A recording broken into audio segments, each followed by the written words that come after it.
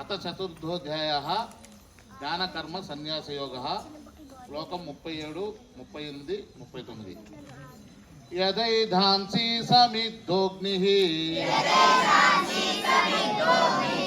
భస్మసాత్ కురుతే అర్జున జ్ఞానాగ్ని సర్వకర్మాణి భస్మసాత్ కురుతే తదా నహి జ్ఞానేన సదృశం